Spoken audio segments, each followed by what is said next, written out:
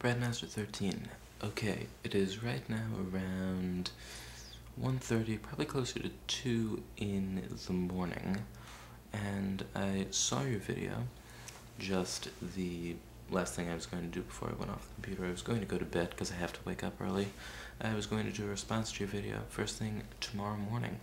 However, now I can't sleep because I've got the ideas buzzing around in my head, so I just have to respond now. I know I'm speaking very, very quietly, so if you will, just turn up the sound on your computer, whoever is watching this, if anyone does indeed watch this. Now, there are a couple of things I want to say. First off, you say that this year the media did a lot of ripping into professional wrestling, and that the media doesn't like wrestling. Let me tell you something. The media has never liked wrestling. In fact, when you think about it, the media is almost going easy on, like, WWE. A lot more now than they were. If you look 9-10 years ago, it's just non-stop because that was during the Attitude Era. You had everyone, everything was a bit more outrageous, over the top. There was a lot more overt, let's say, sexuality and violence in wrestling, which has actually become, at least mainstream wrestling, has become a lot more toned down. With the whole steroids thing, they're really just jumping on the bandwagon because the real steroid scandal was with the actual professional sports players, the athlete, like baseball, I think, was a major thing, and others. That's really where the scandal was. That's really where it is a scandal. In wrestling, professional wrestling, it's actually probably the least consequential. But still, the media will never drop at an opportunity to slander wrestling. The best idea is to just accept that's always going to be there. That's really not the point of this video. One big thing that I want to say, you talk about mainstream wrestling, citing, let's say, WWE and TNA, and then you talk about independent wrestling with, let's say, ROH. I've said this before. I'm not sure how many times I have to say this. I'm probably going to keep saying this. You can't compare the two organizations. You just can't. Because, first off, you can't look at WWE as a wrestling promotion. WWE doesn't even try to be a wrestling promotion. There's a reason that they use the term sports entertainment. It's because that's really, they're trying to almost set themselves apart from actual wrestling promotions. WWE has never really been a wrestling promotion, except maybe back in the really, really old days. WWE has never really been a wrestling promotion, and that's not in any way what they're going for. It's not what they try to do, and it's really not the right way to look at them. WWE has a very specific image, and the best it can do is try to live up to that image. Independent wrestling promotions are actual wrestling promotions and do focus most on wrestling. WWE is, again, I've said it before, a multi-million-dollar international media franchise. And it focuses more on the entertainment aspect of, I guess, wrestling. It uses wrestling almost as a device to present entertainment, so you really, and also it seems that TNA is now getting on the heels of WWE, kind of falling more into that format. You really can't compare them because they're two entirely different organizations which are trying to produce a different product. So you talk about a year for wrestling, you would generally almost always get better wrestling from the independent promotions. But then again, yes, you would always get better wrestling from the independent promotions. So as far as the year for wrestling, in that case, if you're talking about actual wrestling, professional wrestling, as far as just wrestling quality, then you really can't look at WWE as being mainstream wrestling. It's actually something completely different. It's kind of like, to use an analogy here with, let's say, films. It's like trying to compare a low-budget independent film with a major Hollywood blockbuster. If you're a film fan, if you enjoy movies, if you're a cinemaphile, then you're probably going to see a lot of movies from both categories. But at the same time, you're going to accept that there are going to be major differences.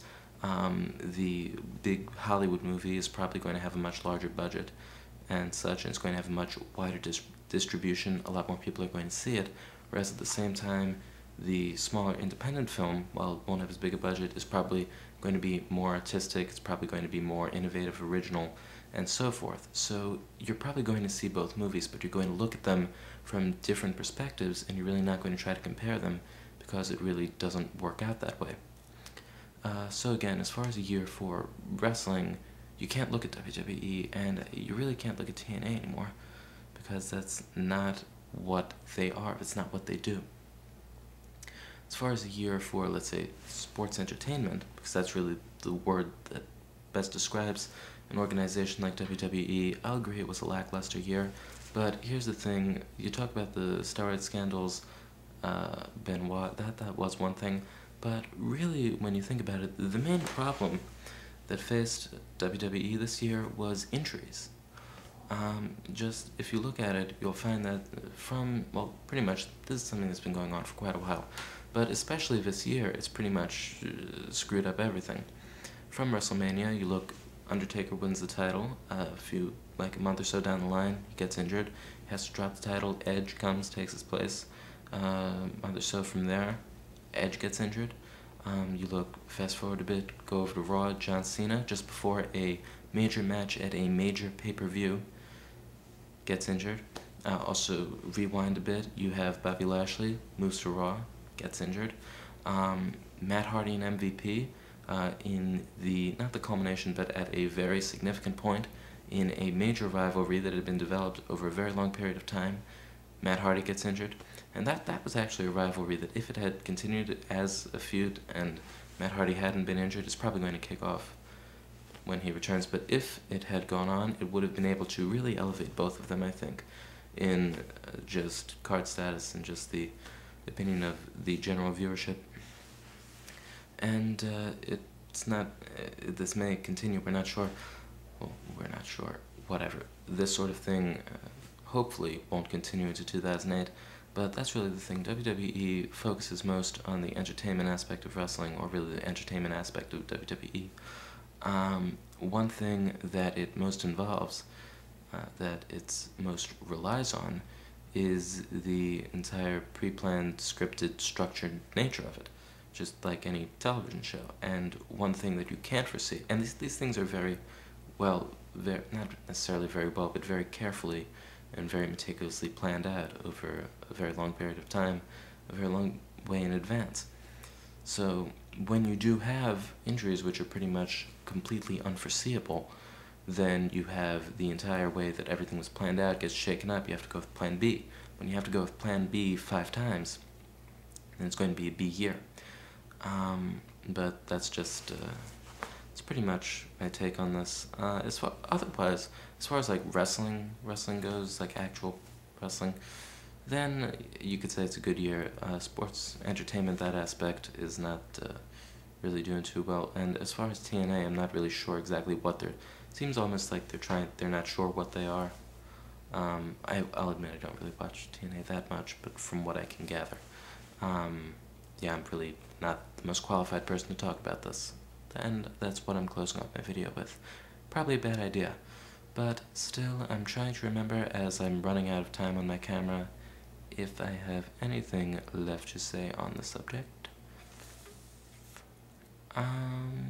That's pretty much it. Also, just still keep in mind, WWE and independent wrestling promotions, 2 completely different things, 2 completely different ideal products, and 2 completely different target audiences. And the idea there's somehow the same thing, or should be compared as the same thing, is, I think, very misguided. Because by this standard, by the standard of just in terms of quality of wrestling, has an organization like WWE, WWF ever had a good year?